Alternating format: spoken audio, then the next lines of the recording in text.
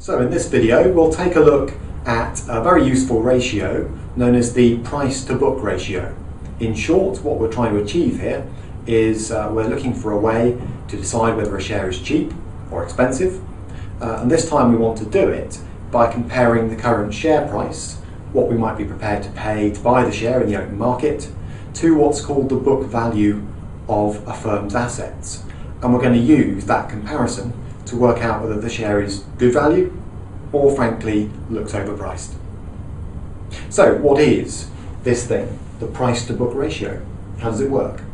Well, in simple terms, the way you would calculate it is you would take the current share price,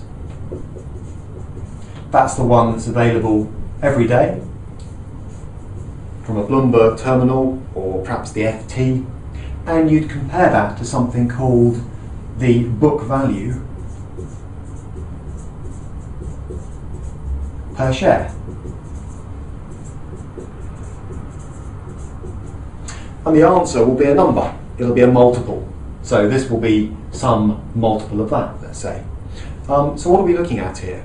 Well, the current share price, that's easy enough, we can look that up fairly quickly, it'll change every day. The book value per share is saying, let's take a look at what the company owns in terms of its assets. There are things called balance sheets companies produce. They are simply a list of what the company owns, what it owes other people, and a net total. So a bit like me looking at my house. Maybe it's worth £200,000, that's an asset, I own that, except that I don't own all of it because I've got a mortgage. And the mortgage is maybe £50,000, so my problem is that actually if you take the asset and deduct the mortgage, my net ownership is only £150,000. So companies do a similar thing. They list their assets, take away what are called their liabilities, and the result is a net position or a net asset position. And that's going to be very useful for this part of the calculation. Okay, so how does this work? Well, what I could do is I can actually ask this question for Tesco.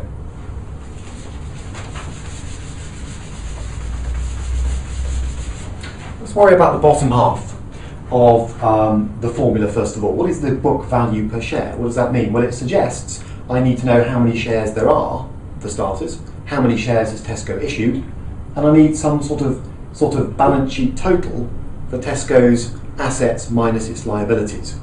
In the case of Tesco, that's not a house minus a mortgage, that's more like stores and any debt that finances them, for example. So, if I were to look up from the last set of accounts Tesco's book value and then divide by the number of shares it's issued, and those are pieces of information you can gather fairly easily from a website such as Digital Look or the FT.com, I should be able to come up with something called a book value per share. And in fact I can. So for example, in Tesco's latest accounts in millions, the book value, so I could call that the BV of Tesco's assets, this is in millions, is 14,681. And in terms of number of shares issued, again, all expressed in millions. Just to keep it tidy, I've shortened the number a little bit. Number of shares issued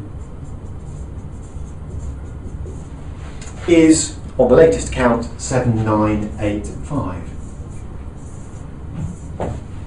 So, a little sort of back of an envelope calculation there suggests that if I take the book value of all of Tesco's assets, divide by the number of shares it's issued, the book value attached to every share is around £1.84.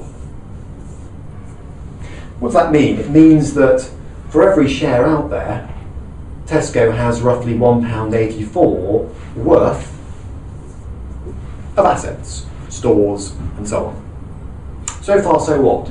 Well, price to book suggests that that's not enough. That's only half the equation. What I want to do is compare that £1.84 to the current share price. So, taking away some of this,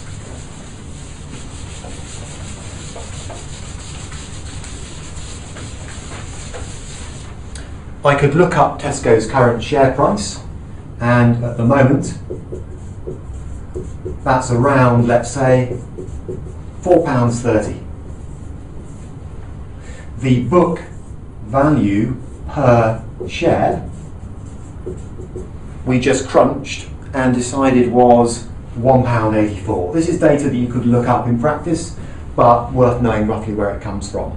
So comparing the current share price to the book value per share gives me this thing, a so-called price to book ratio.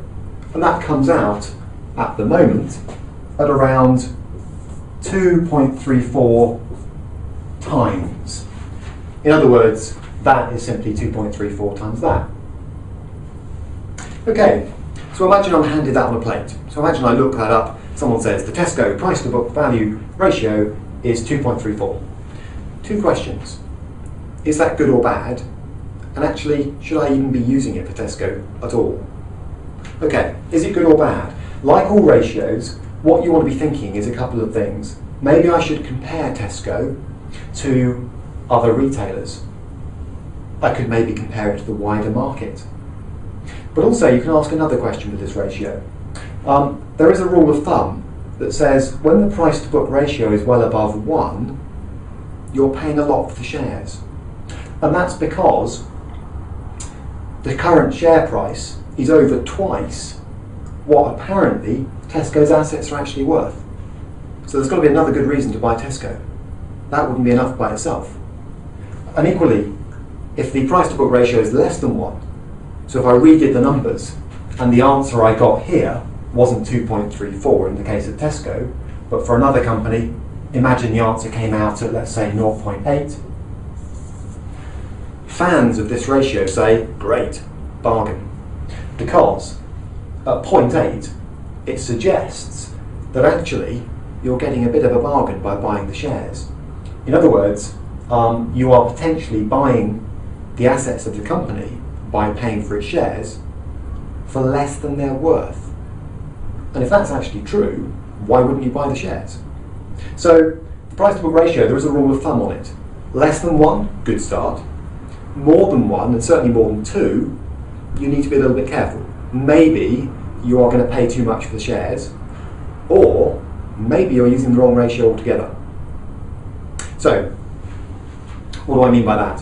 What I mean is, something called the price to book ratio, based on the assets that a company actually owns, is going to be most useful where assets are the key driver for an investor. In other words, the company's assets are what you would base a decision to buy the shares on, not its earnings or its cash flow or its dividends. Those use other ratios. So actually, as a rule of thumb, this thing, price to book ratio, is most useful in asset-intensive sectors. So, you might throw in investment trusts, a money week favourite. You very often hear the phrase, the investment trust, that's a firm that buys shares in other firms on your behalf, is trading at a discount or premium to its net asset value. Discount, this is less than 1, premium, more than 1. So investment trust companies are often a good place to use the price to book ratio, and heavily asset intensive businesses, perhaps utilities for example, are another. A company like Tesco, quite useful, but by itself not the only ratio that I'd look at. I wouldn't personally draw any conclusions about Tesco just off the back of a price to book ratio.